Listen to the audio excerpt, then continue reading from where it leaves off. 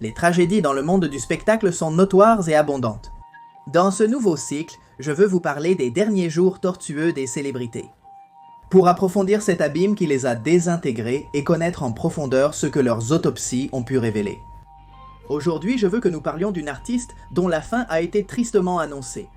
Je veux parler du mystère qui entourait la mort de l'une des grandes promesses d'Hollywood et des derniers défis douloureux qu'elle a su relever. Qui a été considéré comme l'homme le plus sexy du monde. Mais ne nous précipitons pas.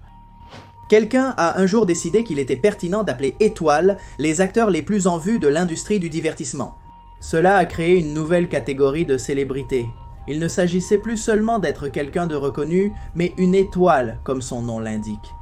Cela donnerait l'impression d'être au-dessus du reste, inatteignable, mais baignant tout le monde de sa lumière. Cependant, comme en astronomie, il est possible de voir la lumière d'étoiles déjà éteintes. Dans le monde du divertissement, il y a souvent des étoiles qui, bien qu'elles ne cessent de sourire, ont en réalité déjà succombé à l'obscurité. Bienvenue à la morgue des étoiles, première partie.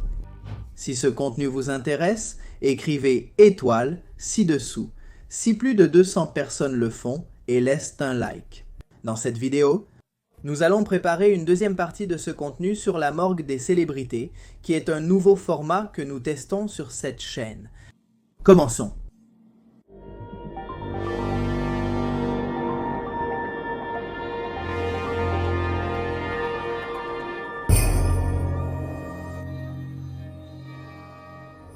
La phrase la plus récurrente parmi les proches d'Amy est qu'ils l'ont vu venir. Ils ont vu la triste fin qui se refermait sur la fille.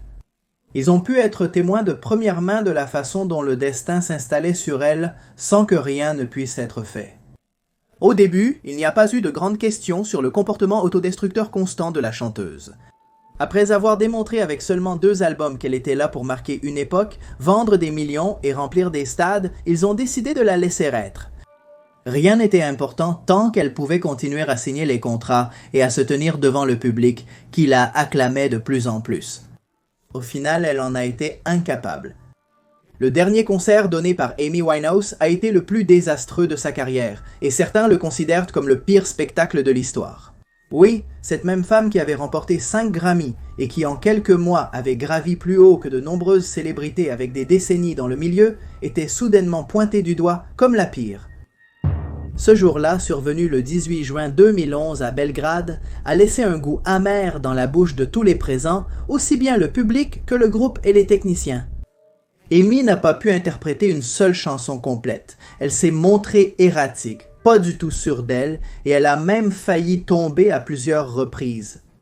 Il était évident que les vices et une vie désordonnée l'avaient de nouveau piégée. Les rumeurs selon lesquelles elle était sur le point de rejoindre la liste infâme du Club des 27 se propageaient à la vitesse de la lumière. Tous affirmaient qu'Amy n'atteindrait pas 28 ans, tout comme cela était arrivé à d'autres grands musiciens comme Hendrix, Cohen ou Morrison. En effet, la prophétie s'est réalisée quelques jours plus tard à Londres, lorsque plusieurs facteurs se sont combinés pour déstabiliser un esprit déjà brisé. Et quels facteurs ? Nous faisons référence à des facteurs qui se sont reflétés dans le certificat de fonction de l'artiste qui en fait a dû être réalisé 2 fois. Les dommages de la boulimie sur la jeune fille étaient alors évidents. Il était également clair le rôle nuisible de l'alcool dans son sang, et d'autres questions étaient suggérées que nous aborderons sous peu. Après le concert fatidique à Belgrade, les quelques producteurs qui avaient encore confiance en Amy l'ont rayé de leurs agendas. Il y avait des fans qui se montraient en préoccupés, mais il y avait aussi beaucoup de haters qui inondèrent les réseaux avec des images d'Amy en mauvais état. Sous ces images, ils se moquaient de la femme sans aucune compassion. 2 jours après, Amy a assisté à la présentation d'une autre chanteuse, qu'elle voyait comme sa filleule artistique. Encore une fois, elle n'a pas pu faire couler les mots, et ses pas étaient maladroits. C'était comme si toute la magie l'avait abandonnée. Le 24 juin, quelques heures avant son tragique dénouement, Amy a reçu la visite de sa mère. Elle n'a pas pu cacher qu'elle était ivre. Sa mère s'est montrée inquiète, mais elle ne savait pas quoi faire. Amy lui a dit au revoir avec un câlin et un « je t'aime », le dernier qu'on l'entendrait dire. Plus tard, sa docteure Amy lui a rendu visite.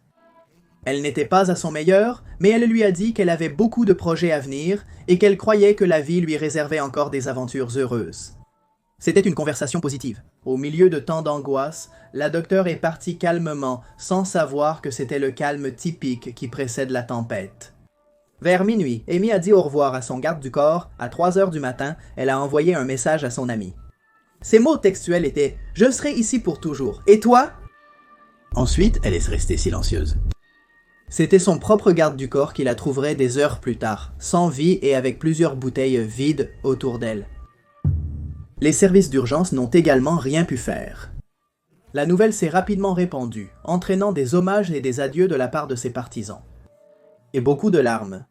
C'est là qu'a commencé ce que nous avons vu venir. Les addictions, les relations difficiles et les épreuves qu'il traversait. À cause de ceux qui la voyaient plus comme une machine à générer de l'argent qu'une personne, le cocktail avait été explosif.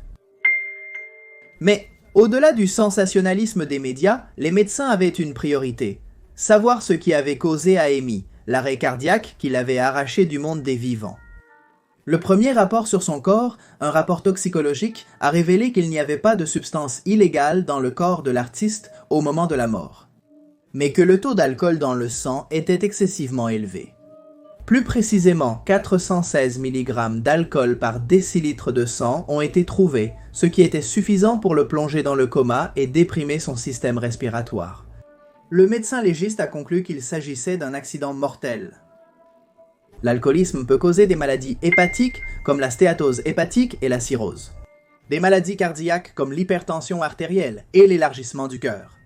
Cancer de la bouche, de la gorge, du poumon, de l'œsophage, du foie, du côlon et du sein, ostéoporose et autres dommages aux os, problèmes oculaires comme le nystagmus ou faiblesse et paralysie des nerfs oculaires. Dysfonction érectile chez les hommes et problèmes de menstruation chez les femmes, entre autres choses. Peu après, il a été découvert que le médecin qui avait rédigé le rapport d'autopsie n'était pas qualifié pour le travail. Et une nouvelle enquête a été menée, dans laquelle, en plus de la grande quantité d'alcool, d'autres détails ont été examinés. On a su, par exemple, qu'Amy avait réussi à se débarrasser de certaines drogues et qu'elle avait réussi à rester sobre pendant quelques semaines. Elle alternait ainsi entre des périodes d'abstinence et de consommation excessive. Ceci, selon les professionnels, s'est avéré être contre-productif. L'abstinence avait réduit la résistance de son organisme à l'alcool, donc quand elle a bu comme elle le faisait auparavant, Amy a poussé son corps vers un effondrement imminent. Alex Winehouse, le frère aîné d'Amy, a souligné que la boulimie avait également fait des ravages sur la chanteuse, qui avait été extrêmement affaiblie par ses troubles alimentaires.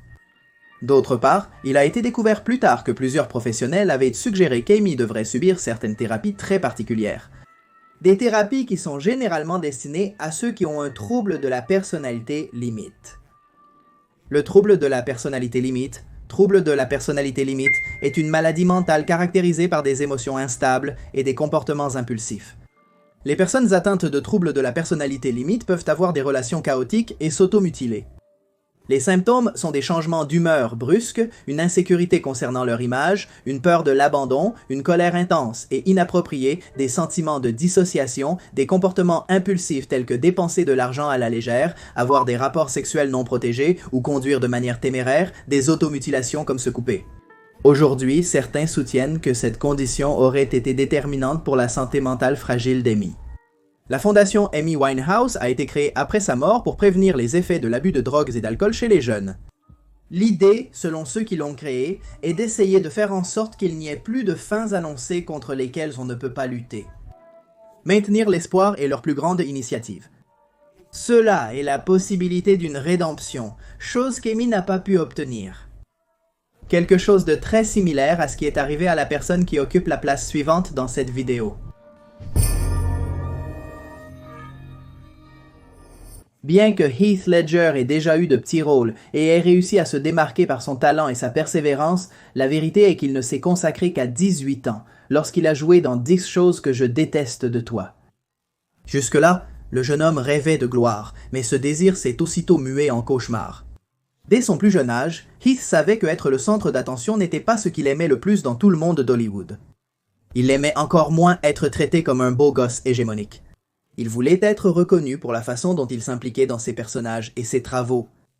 Cependant, au début, Il était plutôt reconnu pour sa capacité à faire soupirer les spectateurs plutôt que pour son potentiel à développer des émotions.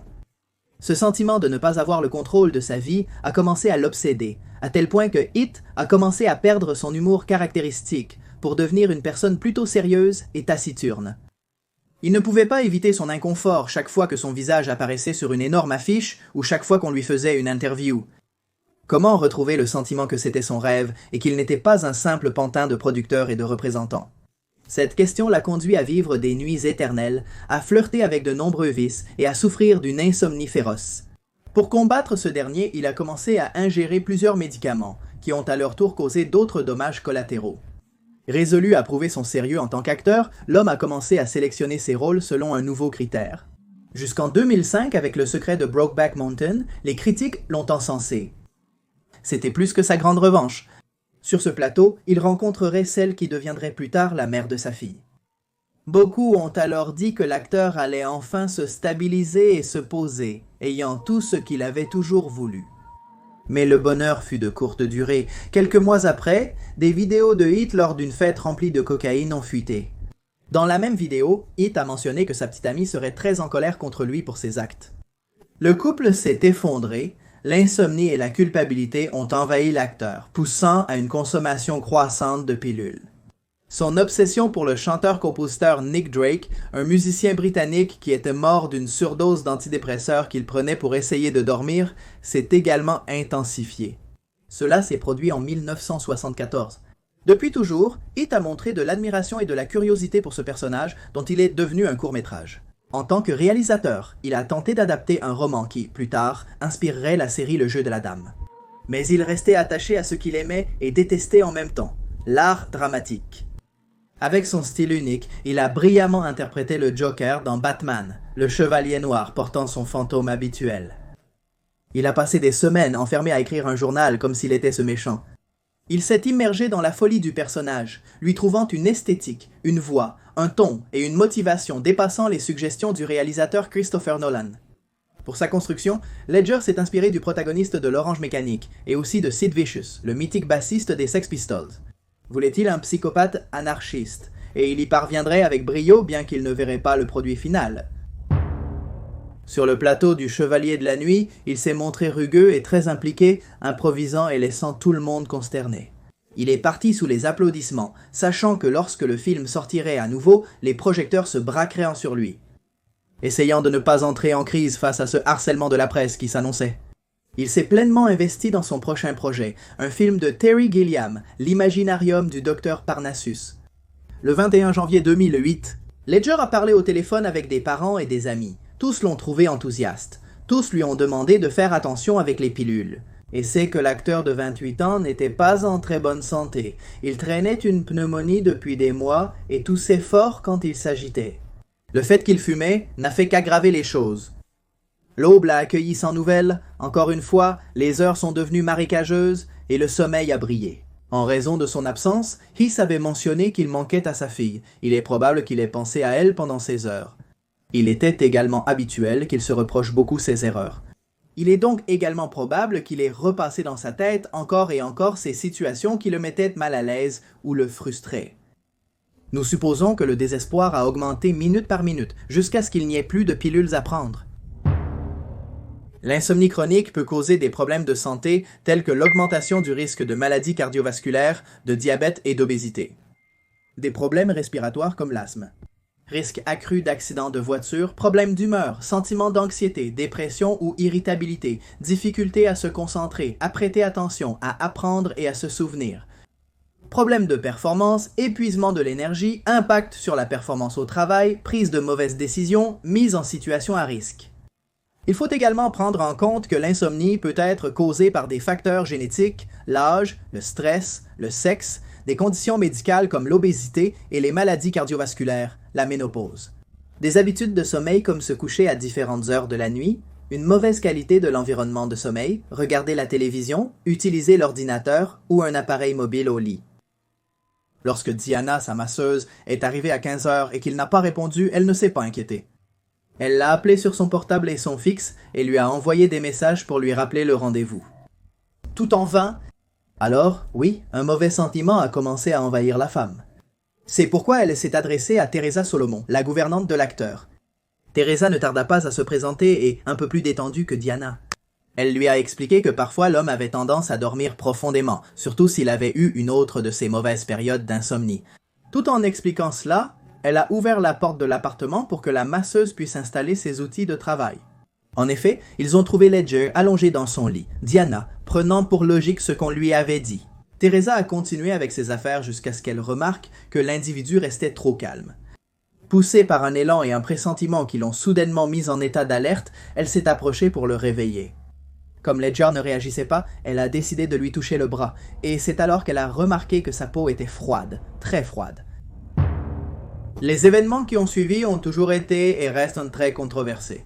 Dans une situation similaire, n'importe qui aurait choisi d'appeler le 911, et même si elle l'a fait, Diana a d'abord passé un autre appel. Un appel à une autre personne également très reconnue dans le monde des célébrités qui était très amie avec Ledger. L'actrice Mary-Kate Olsen, que vous vous souvenez peut-être pour avoir joué dans de nombreux films avec sa sœur jumelle. La masseuse a dit à la fille que l'homme ne bougeait pas et qu'elle ne savait pas quoi faire. Olsen était en Californie, mais elle a ordonné à son entreprise de sécurité privée d'aller à l'appartement. Peu après, Diana l'a rappelé. Elle redoutait désormais la mort de Heath. Cette fois, elle a bien appelé le 911 et ses mots étaient catégoriques. « Monsieur Ledger ne respire pas, venez s'il vous plaît. » Sur les conseils de l'opérateur, Diana a effectué un massage cardiaque sur l'acteur jusqu'à l'arrivée des secours. Au milieu de la confusion, une question se posait. De quoi Ledger était-il mort précisément? Une autopsie initiale et un examen toxicologique ont été effectués le 23 janvier. Selon le rapport, l'homme est décédé d'une intoxication aiguë due aux effets combinés de l'oxycodone, de l'hydrocodone, du temazépam, de l'alprazolam, du diazépam et de la doxylamine. En résumé, il avait été victime d'une surdose accidentelle. L'automédication peut causer de nombreux problèmes de santé, y compris l'intoxication, les allergies, la dépendance, la résistance aux antibiotiques, le masquage des maladies, les dommages organiques, les effets de rebond, les arythmies. Cette révélation a ouvert un débat sur le mauvais usage des médicaments sur ordonnance et le mélange avec d'autres pilules. L'Agence de mise en œuvre des drogues a également agi à ce sujet. Elle a enquêté sur 2 médecins américains qui avaient traité l'acteur, mais ils ont été exonérés. Bien que les rapports aient été exposés en détail, d'autres doutes ont émergé. Une théorie qui n'a pas tardé à émerger était que Ledger avait prémédité son suicide, une idée qui a été rejetée par son cercle intime. 2 questions restaient. Pourquoi? La masseuse avait-elle contacté la jumelle ou Olsen? En premier lieu, parce qu'elle était dans le téléphone de Lesher comme l'un de ses contacts les plus fréquents. Tout est devenu de plus en plus suspect lorsque Olsen a demandé l'immunité aux enquêteurs fédéraux avant de répondre aux questions sur la mort de l'acteur. Selon son avocat, cela était dû à sa peur d'être injustement enquêté. D'abord, on voulait savoir si elle était liée aux drogues qui avaient fini par tuer Heath. Ensuite, on voulait savoir s'ils étaient plus que des amis. D'une manière ou d'une autre, ce qu'Olsen a déclaré lors de son interrogatoire n'a jamais été officiellement révélé. Le Joker de Ledger lui a valu un Oscar posthume. Cette fois, l'acteur n'a pas eu à supporter les journalistes se précipitant sur lui. Face à la manière dont les médias se sont précipités pour chercher des coupables pour la mort tragique, le père de Heath a dit « Nous ne devons blâmer personne, seulement lui. » Je le dis avec le cœur brisé, c'est lui qui a pris toutes ces pilules. C'est difficile à accepter parce que je l'aimais profondément et j'étais très fier de lui. L'homme a aussi mené des campagnes de prévention pour empêcher d'autres jeunes de mourir prématurément, comme son fils. Lors de ces échanges, il a mis l'accent sur les dangers de l'automédication, de négliger sa santé mentale et de chercher à éviter les problèmes. Aujourd'hui, nombreux sont ceux qui se demandent combien d'autres joyaux Ledger aurait pu nous donner s'il avait pu surmonter ses tourments. Et s'il avait écouté ceux qui l'avaient appelé pour lui demander, s'il vous plaît, de faire attention avec les pilules. Impossible de savoir jusqu'où il serait allé. Celui qui a réussi à aller très loin et à surmonter plusieurs obstacles avant que la fin ne l'atteigne est celui qui occupe la position suivante dans cette vidéo. Et c'est ainsi que notre histoire revient au début.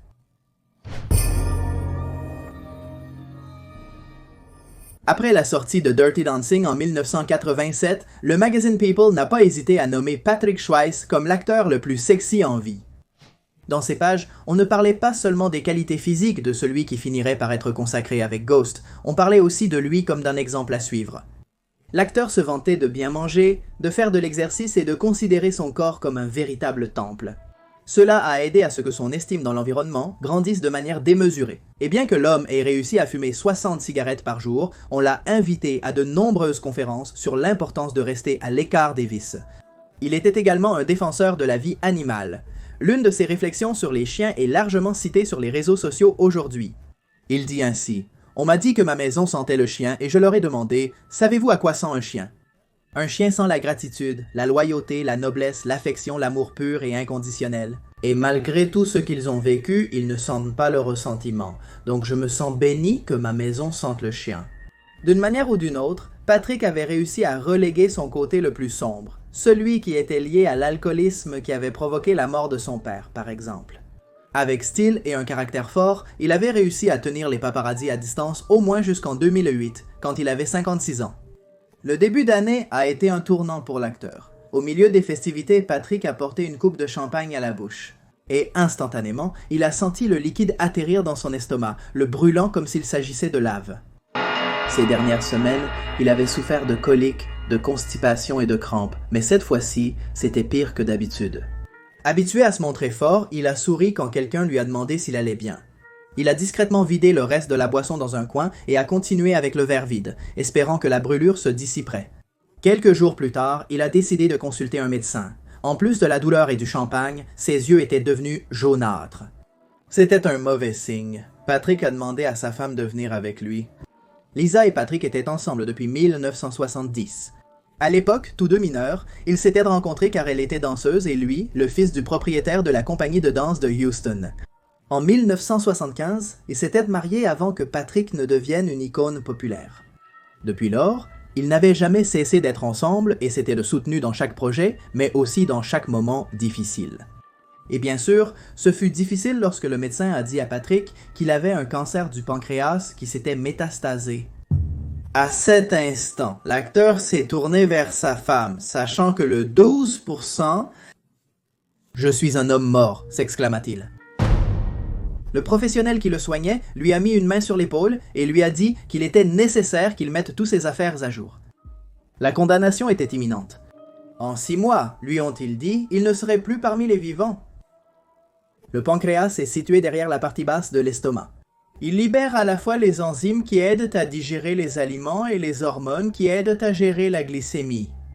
Le cancer dans cette zone commence comme une prolifération de cellules dans cet organe. Il peut causer douleur, perte de poids, jaunisse et autres symptômes. Lorsqu'une cellule est devenue cancéreuse, souvent, le système immunitaire est capable de détecter son anomalie et de la détruire, avant qu'elle ne se reproduise ou ne se propage. Les cellules cancéreuses peuvent être complètement éliminées, auquel cas le cancer n'apparaît jamais. Parfois, c'est le cancer qui gagne. Le cancer du pancréas est presque jamais détecté dans ses premiers stades, qui est quand les chances de le guérir sont les plus grandes.